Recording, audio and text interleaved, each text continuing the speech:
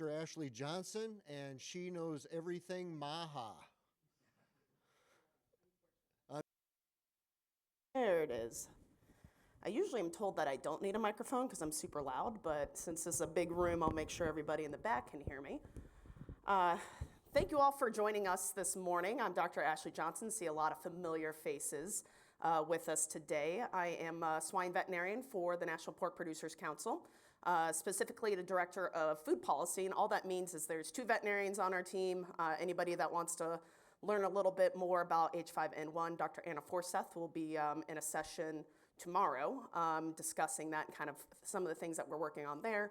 She deals with everything on the live animal side, and I am the harvest post-harvest issues person. So food safety, human nutrition, public health, antimicrobial resistance has been a big conversation. And what's very interesting is food policy coming into my position. I'm from DC originally, and I've previously was with Zoetis was my most recent position as a tech service veterinarian, and had an opportunity, of course, to get back to DC because I'm not sure how many swine vets actually want to move to DC. I think I'm the only one. So I'm the only crazy one that said, you know what, I think this is a great opportunity to have a veterinarian there, to have our voices heard in DC with all of the policy that really actually truly affects down to the farm level, affects every single day-to-day of what a veterinarian can and cannot use and how they actually can practice medicine. So it was really a kind of a unique position that I'm in. And food policy, I was kind of, when I started my position, was nobody was really talking about it, right? Food safety, I think we take a lot for granted because we do such a great job in the US. And now I think it's one of the most talked about issues in DC is food policy. And it kind of blows my mind. And a lot of it is centered around what's called MAHA, or Make America Healthy Again. So, the DC soap opera. Who has been having fun watching the news? Because we live and breathe it every single day. There's a lot going on that we're inundated with it every single day. But I want to make sure everybody here that, of course, is busy, practicing veterinary medicine, doing research, understands kind of all of the things that are happening in DC, how they interplay, what are the pieces of the puzzle that we need to pay attention to, because it truly affects what you guys do every single day. So the first picture I have up here is, you mentioned, of course, Doge. The beginning of the year, Elon Musk came in, did the Department of Government Efficiency, Doged the government, right? Got the chainsaw out and hacked away. What does that also mean to us, right? Of course, there's a lot of talk there, but when you really dive into it, there was one day I'm talking to somebody from the FDA. The next day I get an email back from them that says they're no longer there. That was every single day where all of a sudden, the people that we engage with every single day on policy were not in their positions anymore. So working with, for example, a company that maybe is trying to get a product approved, all of a sudden they didn't have a case manager. How the heck do you get through your product if you don't have anybody there at the FDA CVM working on it? So we saw a lot of this in the government. We saw a lot of people leaving, saw a lot of people coming back, we saw a lot of people taking retirement. I think now things have sort of kind of calmed down a little bit here, where we at least know where people are. We can get a hold of somebody, which is great. But right now, the true nature of it is that we have lost a lot of people in these positions, a lot of lifelong government workers that have that knowledge from years and years and years ago. They understand our issues, they understand what's going on. We've lost a lot of that. So that is something to keep in mind that we're dealing with when it comes to these policy issues every single day. Then, of course, I have up there in the top middle, Secretary Kennedy. So if everybody remembers, he was actually out on the campaign trail originally trying to get everybody's vote to be president. And he finally kind of figured out, hey, I'm not going to actually beat Trump, so I'm going to join him, is what he did. And his move, of course, was smart for him because he was made then the Secretary of HHS. And his whole campaign for president was built on Make America Healthy Again, or MAHA. And this is really to deal with food policy and to actually understand everything that we are eating and consuming, everything from also that we use with vaccines, antibiotics, everything is what has been talked about. And so this is really kind of the start of MAHA, and we have really, really seen it grow. Obviously, every single day, I think there's some sort of announcement around this. I mean, today, they're talking about autism, right? There's something every single day that relates back to this. So it's really important to understand where these things are coming from and who's actually involved. Really important, I think, for everybody here, especially in swine veterinary medicine, is to understand who is the head of the FDA right now. Dr. Marty, unfortunately, is not a big fan of animal agriculture. He has written in books about CAFOs. He has written about how we, in the animal agriculture sector, are the reasons why there is antimicrobial resistance in kids. So understand who is actually at the helm of some of these agencies and how that's going to affect policy making down to what everyone, that's a veterinarian can actually use, especially in animal agriculture. So really important to understand the key players here. CDC, who was watching all of a sudden, poor CDC director, I think was 1 month on the job and then axed, right? So there is a huge riffle there at the CDC where we saw leadership completely leave the CDC. So CDC is kind of in shambles right now. We do a lot of work, of course, across with them with public health concerns. And right now, it's kind of difficult to understand where they are and what's happening. And so just understanding the interplays of how these things can actually trickle down to veterinary medicine and animal agriculture. So food policy. Who here goes on TikTok and has ever seen the food babe or knows who she is? We got a couple hands. If you don't know who she is, you should know who she is because she is actually one of the biggest influencers in MAHA. So everybody, of course, is thinking about Secretary Kennedy being the leader of this, but who's in his ear? Who's feeding him information? It is TikTok influencers. It is not scientists. It is not doctors. It is a TikTok influencer, the food babe. She is actually one of the biggest voices in this.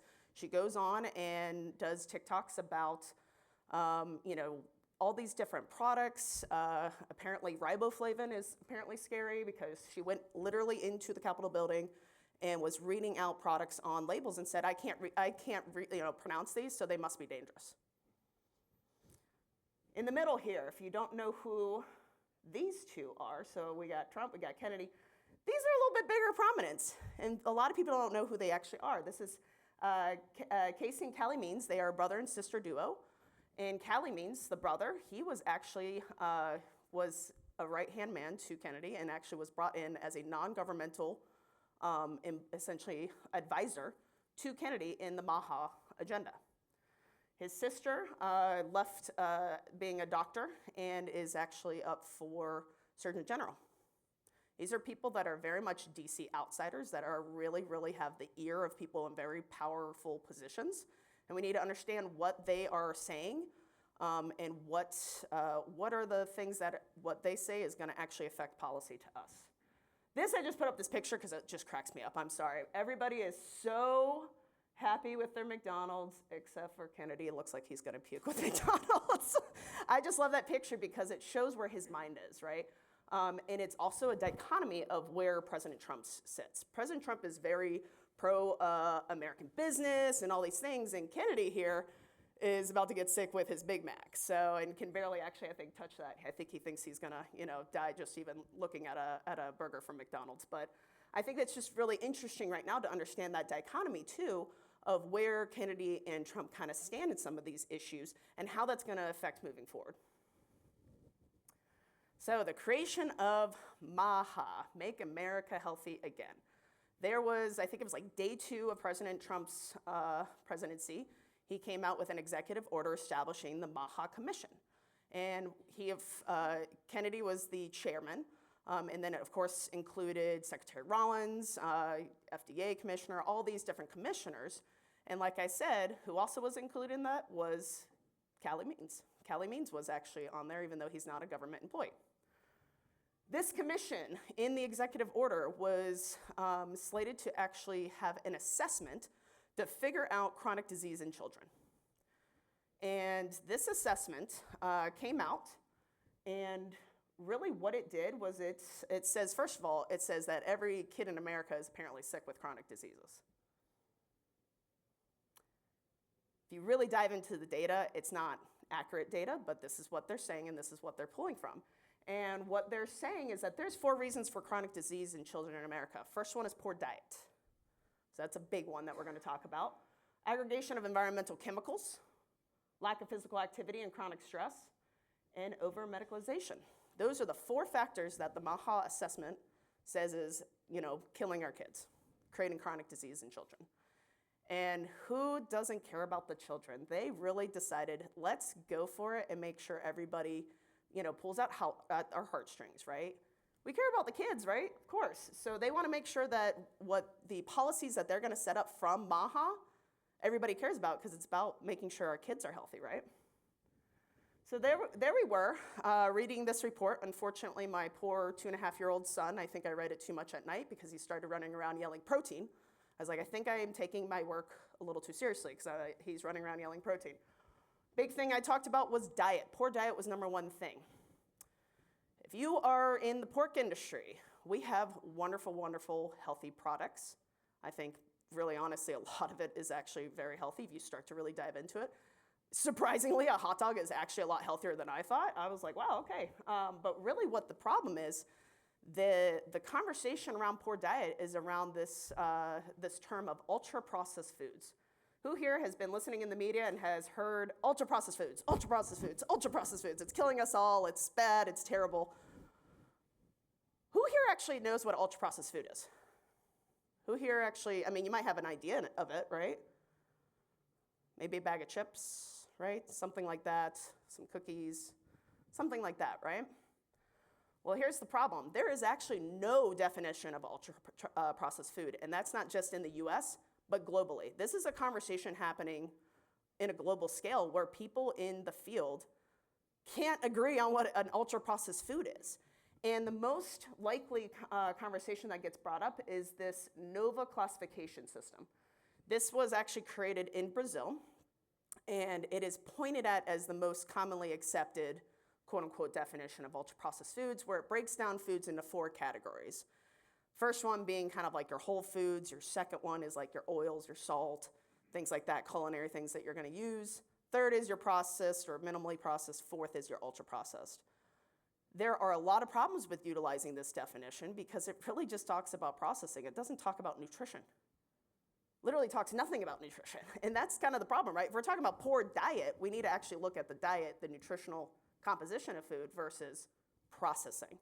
And the problem here is that ultra-processing is really getting demonized. And really, honestly, everything gets processed, right? If you cook something, it's processed. And I think there's a huge misunderstanding of what ultra-processed means. And so it's a catch-all term.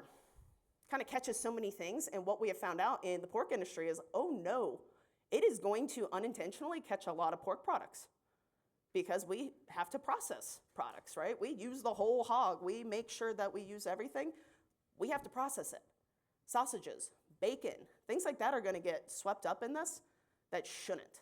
And so we were paying very close attention to this because if there is all of a sudden a federal definition of ultra-processed that is negative toward pork products, we are not going to be able to get pork products in school meals, in federal feeding programs. So this is a very big thing we have to pay attention to and make sure that the definition that comes out is one that's also based in science and doesn't have the unintentional consequences of getting this catch-all term of getting things that really shouldn't be in this conversation. So really what we also have been, we've been engaging quite a bit about this because a lot of people don't realize this, right? I think everybody thinks we're trying to get the candies and sugars out of kids' diets. And then when you start to say, hey, by the way, did you know that bacon is going to get in this? People are like, oh, don't take away my bacon, which, good. That's usually the reaction I get. But I'm also like, do you like yogurt? Yogurt's a big thing right now. I like yogurt. Yogurt's going to be an ultra-processed food because it uses emulsifiers.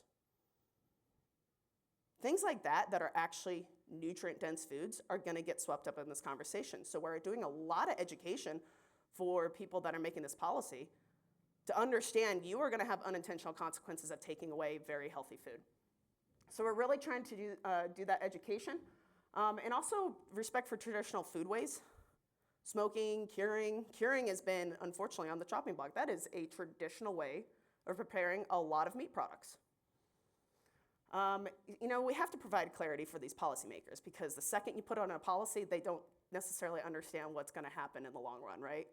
When all of a sudden somebody's going to have agricultural products that are healthy being taken away and not utilized. That's going to be pretty bad, especially for our economy and so on and so forth, because we really need to support agriculture and health. So we've been really asking policymakers and everybody to understand what this means when you have a definition that's really just focused on processing and not on the actual nutrient content of food. Food additives. So here's what's really interesting with this whole MAHA conversation. There is a huge blur between food safety and nutrition happening right now. Huge blur. I deal a lot with food safety, and all of a sudden, food additives are all seen as bad. They're all being seen as creating ill effects in people. And I have to raise my hand and say, hey, guess what? I really don't want botulism in my food. Like, can we take a step back and realize, what are food additives used for? Why do we use them? And so we're having, once again, to do a lot of education about what are food additives and what are the ones that we really absolutely need to be actually saving and putting up as a forefront of making sure that food is safe. A lot of conversation has been about food dyes, right? We've seen food additives and all sorts of things being, essentially attacked and being blamed for a lot of chronic disease. In the pork industry, we use food additives to make sure that we don't have bacterial growth for food safety. We make sure that we have shelf life, because I'm sorry, a lot of consumers do not want spoiled products. We also have to ship food across this country. We have to have shelf life. You think about school systems, they have to have cheap food because they have a budget, and they have to have food that lasts a while. These are important things that we have to make sure that we keep in our food and keep within food policy, and that's these food additives. Nutritional availability, right? Fortifying foods. These are things that are really important that we need to make sure that we are not, once again, unintentionally taking away the ability to have food additives. And unfortunately, with the MAHA assessment, they're saying all food additives are creating chronic disease. BHT was specifically called out in the assessment. If anybody goes to their grocery store, go look at some pork products and see how many pork products utilize BHT. It's quite a few. So we need to make sure we understand what we are utilizing, why we are using those things, what is the safety behind these things, because these have been studied for years. They also have global, accepted safety profiles. Such BHT is actually accepted by Codex Alimentarius. So this also has trade implications when we start to do these things. So it's this cascade of events that we're seeing that when you make a policy, you're not only going to affect things domestically, you can affect things also, once again, we export 30% of our product. What's that going to do with trade agreements and everything? So making sure we're protecting those food additives. All right, grass. I'm actually talking to a group of people that actually might understand what generally recognized as safe is, because a lot of people I'll talk to, A, have no idea what it is, and B, they don't know the regulations behind this. And they don't. Just like you said, we were on the Hill 2 weeks ago, and I was in an office, and I had to say, they were like, oh yeah, grass, we gotta close the loophole. That's like the conversation we're hearing a lot. I said, did you know that in the regulations that generally recognized safe is not just human food, it's actually animal feed? No, oh my gosh, it is? People don't know that.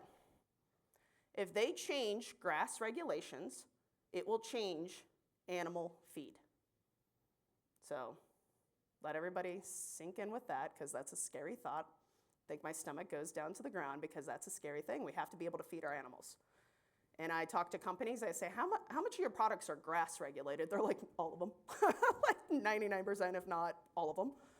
So that is something that, talking with actually FDA CVM last week, there is going to be regulations coming out by the end of this year about grass. And we have to be able to understand, A, what that's going to do to the landscape of our ways that we can feed animals to those products. Can we get some sort of exemption? Get animal feed out of the conversation. They're trying to go after human food, but they're just regulated the same way. So we have to be able to really be able to figure this out, because otherwise we're going to lose products or ability to get products to market. All right, and then the last thing in that assessment report, that when I read this report, I start to think, and I am so sorry to my European friends, sorry, Pearl. She's from France, so she gets it. I read this and I'm like, am I reading a document from the EU? Because the language in that is could, might, not will. The language that's used in this report is very important because what they are actually taking approach is very much to follow Europe. And a lot of the things that actually they're even mentioning that they're going to do in policy is following what Europe has done. And so when I take a look at this, I say, all right, we're talking differences in like a risk-based approach versus hazard-based, right? Risk-based science versus hazard-based science, right? We are people of science. We need to know what will happen, right? And I think that that's an important distinction. This is actually calling out and saying, it might do something, so we're going to not allow use. It might. Precautionary approach, right? A lot of people understand that there's a precautionary approach that gets taken a lot of times globally. And when we sit in these meetings, these global meetings, the US is typically the ones that are like saying, time out, we need to actually have the science backing behind this and not just pull technology and tools off the shelf just because we don't know or we might or we think these type of gray area things. And so this is really important that this is where this MAHA agenda is really going down, is towards this precautionary approach. And understanding what that's going to do for tools in veterinary medicine, right? Vaccines. What's that going to do with antibiotics? Anything like that. So we need to make sure that we are really paying attention to the language because it is very much mirroring the EU. And then we've had our members that have talked to counterparts over in Europe and say, hey, please don't let the government do what they did to us. They've given our board warnings. Exactly like that, because we've seen that happen before. And so we just want to make sure that we're protecting and doing things science-based, right? That is what we believe in. That's what we need to make sure that we're doing so we don't take away tools and technology. So what's next with MAHA? So this was the assessment report, guys. This was not even the full agenda. This was to kind of say this is where their mindset is. This is where things are going, and it got the ball rolling quite quickly on things, right? You saw things start to get taken away, policies getting written, but that was just the first step. What we actually ended up happening just at the beginning of this month was their long-term strategy plan came out. Much shorter document, thankfully. Don't have to torture my son with the 72-page one like I did before. But this is a long-term strategy document. And a lot of times you might have heard, like a lot of ag groups were not too upset with this. Oh, it's fine, it's not too bad. That's because it wasn't outright banning what people thought they were going to do, such as pesticides. There's a huge conversation on pesticides. So this document didn't ban pesticides, so a lot of agriculture said, oh, hooray, we won. And I'm like, oh, but let's read further and see what this document actually really sets up. And there's three things, three buckets. First one is a significant regulatory expansion. And I'll get into each one of these. Agenda-driven research. How many people here do research? Okay. You guys are going to want to really pay attention to how research is actually going to be framed in this country. It's changing. And so I think it's really important for us to understand what that means. And the last thing, when you read this report, it really stigmatizes modern agriculture. The things that we have done to become efficient, the research that you guys do every single day to make sure that we have products and tools and things available to us is being stigmatized. So it's really important, once again, to understand the mindset and where this document goes. And then when you really read this document, what it truly is doing is setting up for litigation. There are literally word for word sentences in there that are from the water keepers.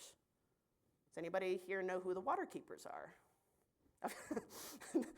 The hand comes out kind of like, yes, the water keepers. They love to sue us. Who created the water keepers? Anybody know? Kennedy. Word for word in this document. So of course in the pork industry, I think we start to get chills down our back because we've seen this play before. We've seen this before. A lot of things that I read is like the same stuff that I've been fighting about with the AMR conversation and what they've tried to do there and blame everything on animal agriculture for AMR. So really paying attention to what this document is setting up is incredibly important. Whew, I know it's a lot right there. I just wanted to kind of put up a lot of things here just to give you a little bit of a taste First thing I said, significant regulatory expansion. They want to do a ton more testing. Cumulative testing, cumulative exposures. It's the big thing that we, of course, highlighted when we read this report.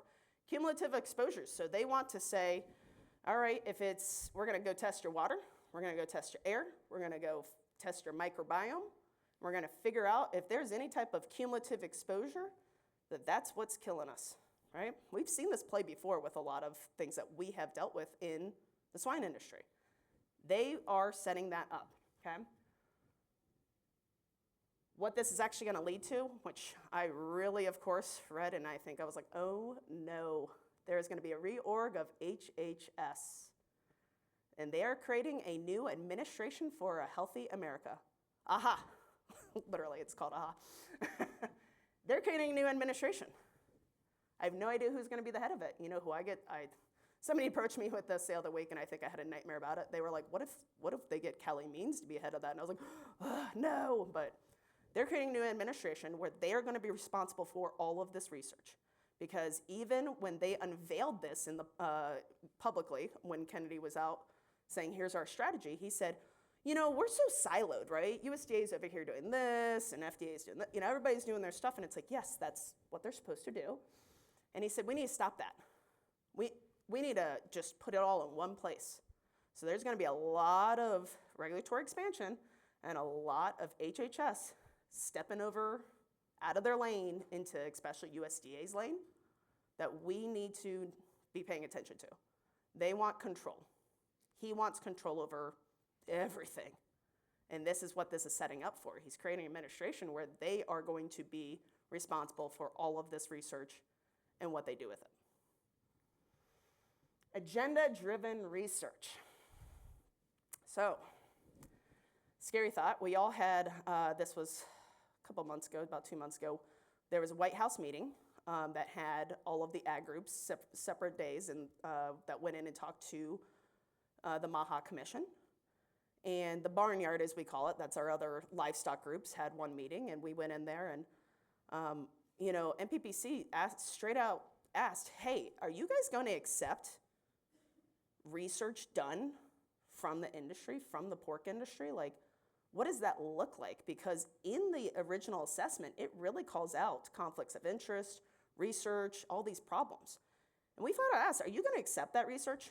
Here's the answer we got. Well, I think the research that you have right now is okay, but we got to rethink how we do research in this country.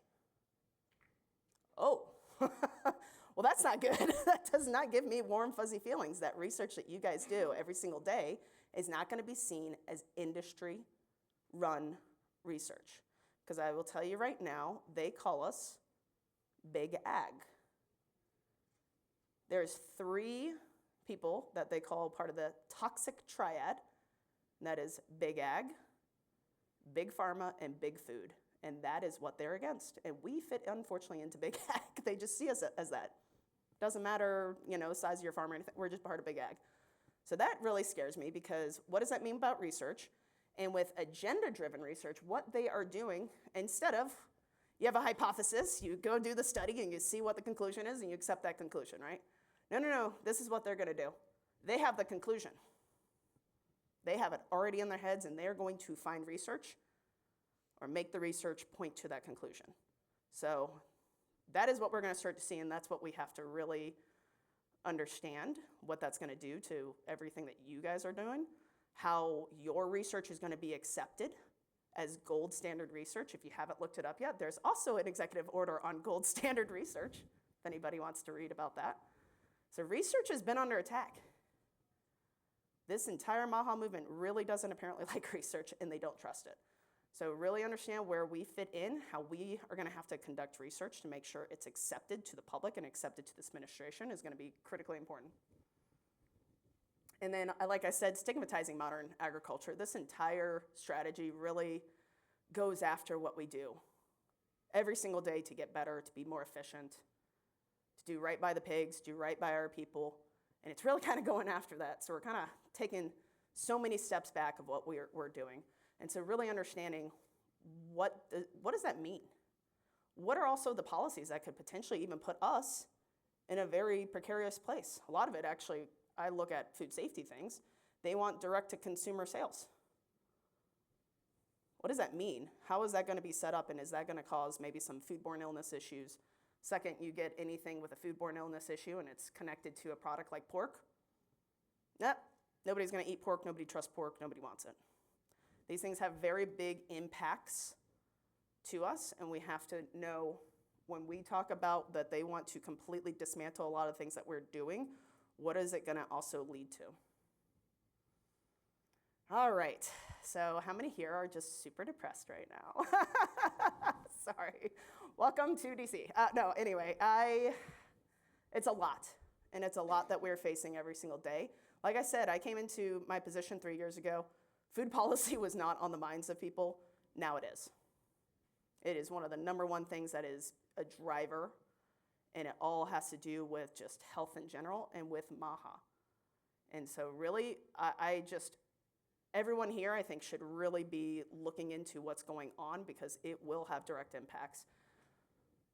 And we're working hard at making sure that these impacts are not felt by you guys and making sure that people are educated in what these policies are gonna be doing. But I do want to, I know that that's kind of where we are right now, right? This just came out, this strategy document just came out 2 weeks ago. So we're right in the throes right now of working on this. But wanted to give you guys a taste of what's happening. But I also like to leave people with a little glimmer of hope because I know that probably kind of set everybody in a little bit of a depression. But one thing I do want to have a little bit of hope here that's connected to MAHA is the Dietary Guidelines for Americans. So the DGAs, they actually get, every 5 years, go through a whole process. And what these are is the essential federal guidelines and recommendations on what everybody should eat and drink. Why they are important to us is because it informs every federal program, your school meals, your SNAP, just pretty much anything that is federally funded. This is what's going to be, the recommendations. It also is what like your doctors, what your dietitians, everybody kind of looks into this as, okay, this is what the newest science is in nutrition, and this is what we need to paying attention to. So Dietary Guidelines for Americans, they went through a whole process of having a scientific review. This new administration came in here and said, those recommendations are out the door, good and bad. But the one good thing, because like I said, I like to have a little bit of some sunshine when I speak, is that we're actually facing a few different opportunities. And what I say by that is, if we had talked a year ago, one of the biggest things we were fighting is this plant-based protein, especially. That was where we were heading, which if you look globally, that's where a lot of countries, their dietary recommendations are decreasing meat and increasing plant protein. So we were in that fight. Now, the one good thing is that this administration is very pro-meat. So that is one good thing that we are actually seeing, is that we have, meat is back. That's great for us, right? The pork industry, which is a great opportunity for us. We are not fighting that same battle, right? Beef tallow, has everybody seen the big, shaking your head. Everybody's apparently big about beef tallow right now. What's interesting, actually, in the assessment report, it said not beef tallow, it said lard. Hey, that's good for pork. Lard's back. All right. So we got animal fat is back in. Sorry for the seed oil guys. You guys are being kicked to the curb. You guys are also one of the apparent problems of chronic disease, but good for us. It supports whole foods, which is good for us. We have a lot of fresh cuts in pork. But once again, we go back to the problem when it comes to the ultra-processed food conversation, or processed meats even. That's something that we have to absolutely engage and say, look, there is still great nutrition here in these products. Do not count those products out. But at least we're fighting a different battle. We have some opportunity here, which is good for us. Now, I'll let Dylan kind of really go into some of the fun things that are happening on the state side, because once again, ultra-processed is being demonized, and we're seeing that not just in the federal side, but also the state side and what that means. And it's going to be very interesting. And one thing on the federal side is that there was a request for information, or RFI, jointly by the FDA and USDA for ultra-processed foods. So anyone here actually can submit comments, by the way. I don't know if you guys knew that, but you can. I can go into the Federal Register and submit comments. But this is actually calling for a request of like, should it be called ultra-processed foods? How should it be defined?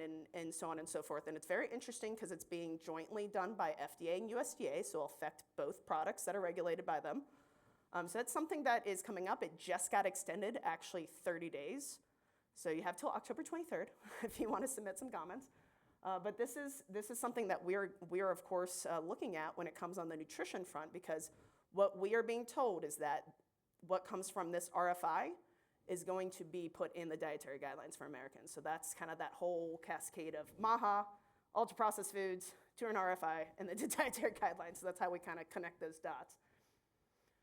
So what is this dietary guidelines? It just kind of told you meat's back. What are they going to look like? I'm going to tell you a quick story. I know, I'm a veterinarian. I can be up here and talk forever. I'm going to tell you a quick story. You never know when you get on a plane in DCA who's going to be on your plane. Anybody recognize who's sitting in first class?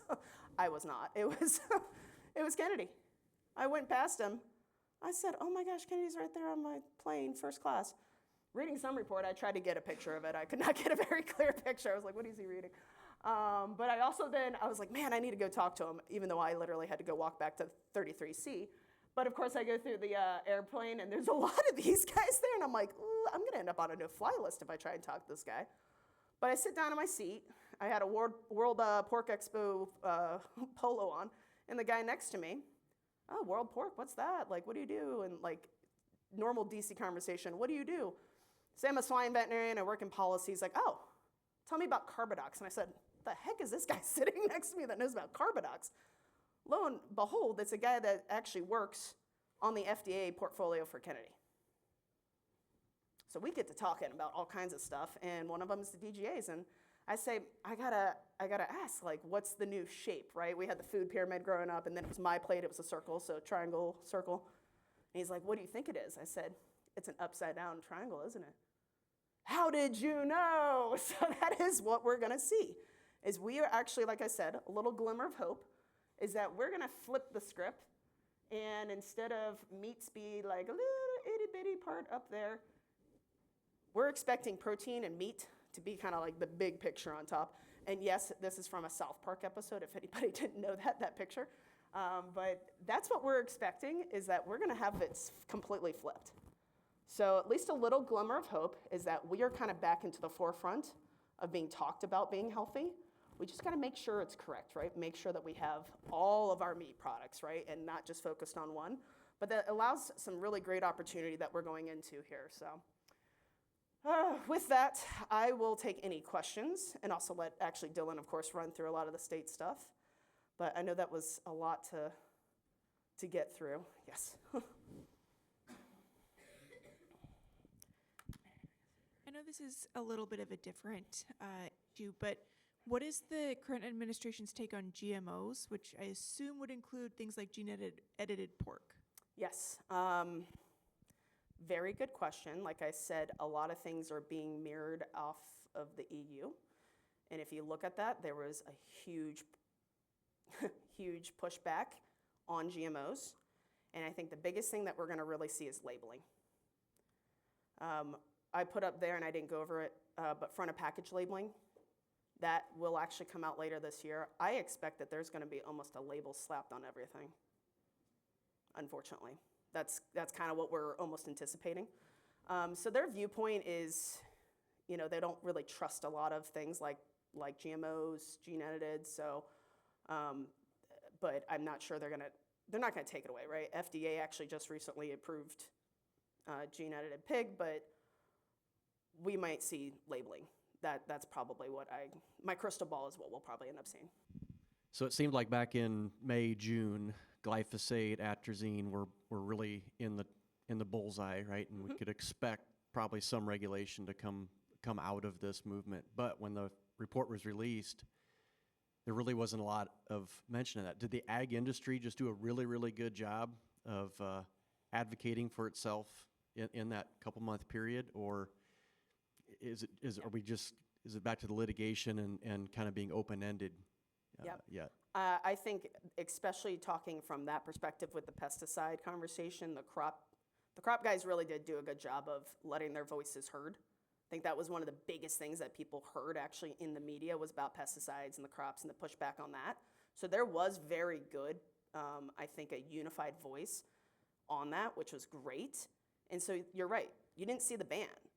But I think what we did see, though, is, like I said, that pathway for litigation. So there might not be a ban, but there's a whole nother way they're going to get after you for utilizing those products, and that's through litigation. Yes. First and foremost, thank you for being here. I had a question on if there's any strategy from the MPPC side to differentiate GMO from the gene editing pig. Mainly reason I ask that is since it's a deletion and not an addition of any organic material, it is technically not GMO. Is there any strategy behind trying to get that separated? Yeah, there's always education that has to be done because, like you said, people don't understand the differences. So those conversations always happen with education, especially if it gets brought up. Dr. Anna Forseth, she's actually the one that is lead on that. And a lot of that is just really, our position is we support technology, right? And we don't want regulation against technology. But a lot of that, like you're saying, is education on what are the differences between these and what does that mean? Any other questions for Ashley? Otherwise, Ashley, I got one for you. What's the potential crossover for vaccines in livestock? Yes. A lot. That's a good way to put it. I will tell you right now, this is going to be very interesting because we really need Secretary Rollins to be a huge voice for us. And we're going to see some push and pull. From what I heard, actually, Kennedy didn't realize that USDA actually has ability to regulate some vaccines. He said, oh, I thought I had all of the power in vaccines. So there's going to be some push and pull right now of Secretary Rollins standing up for what the USDA regulates and what they're responsible for and keeping him out. So I expect that to be kind of a fun little battle that will unravel there. But there's definitely a lot of that goes together, especially when we talk about mRNA. And Dylan will kind of go into that a little bit of what we're seeing on that front because there is a lot of bleeding over into the animal ag space that we've seen even prior to Kennedy coming in.